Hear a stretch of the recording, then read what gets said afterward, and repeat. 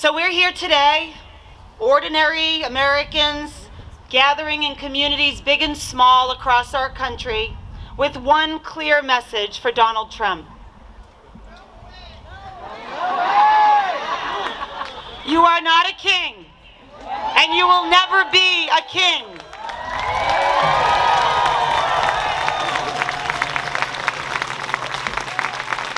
Why do I feel so confident yelling that?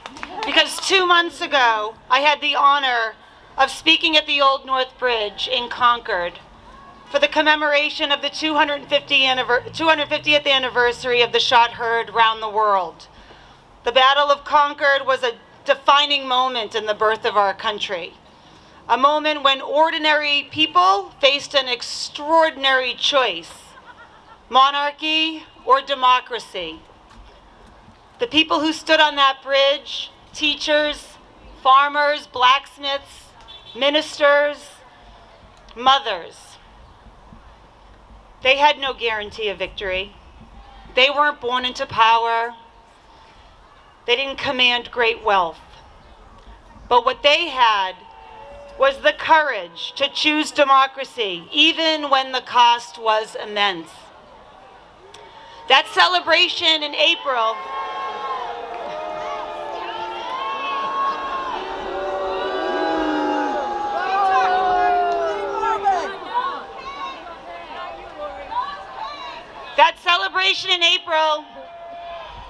wasn't just about honoring their bravery. It was a call to all of us to reckon with the responsibility that they left for us. That responsibility, that obligation to speak out, to stand up, and to fight back is being tested today more than it has ever in our lifetimes. Right now, as we gather here peacefully, thank you, in Chelmsford, the President of the United States is throwing himself a military parade in Washington. Yeah. It's not a celebration of service. It's not a celebration of national sacrifice. No, it's a parade glorifying one man. It's a dystopian display that we would expect to see in North Korea or in Putin's Russia, but not in the capital of the United States of America.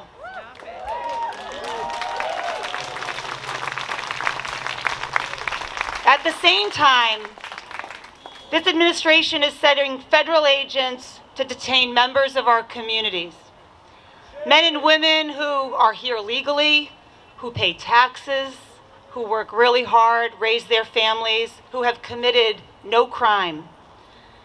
And just this week, we witnessed the shameful assault and detention of a United States senator, not for breaking the law, but for asking a question at a public press conference in a federal building.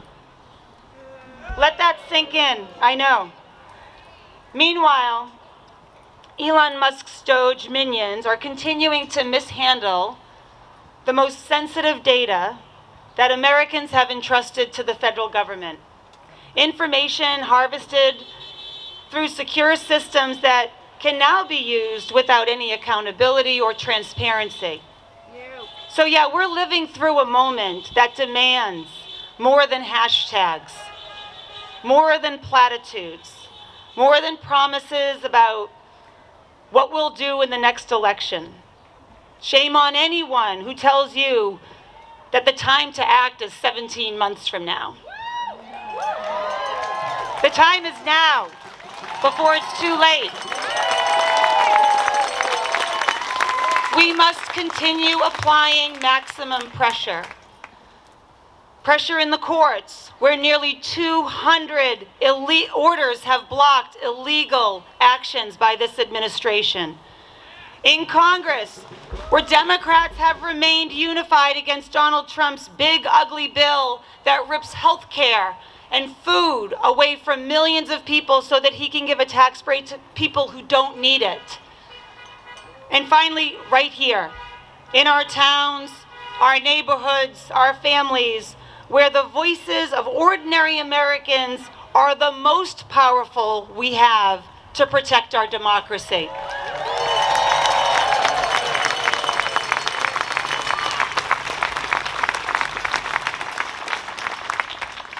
So it's a lot. I was actually driving over here, and I was just kind of going through the week. Because in the last week, Marines were deployed in an American city that the president has called for a governor to be arrested, and the Speaker of the House has called for that governor to be tarred and feathered. A senator has been pinned and handcuffed. 2 state legislators have been shot in their homes. Tragically, Speaker Emirata Melissa Hortman and her husband Mark died. For those who feel exhausted, yeah, I see you. For those of you who are angry, I hear you.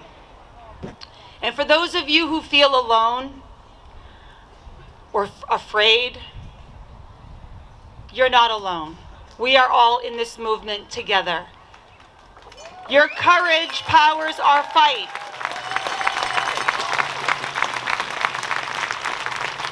Your presence here today, in the face of rising authoritarianism, reminds me of why I go to work every day.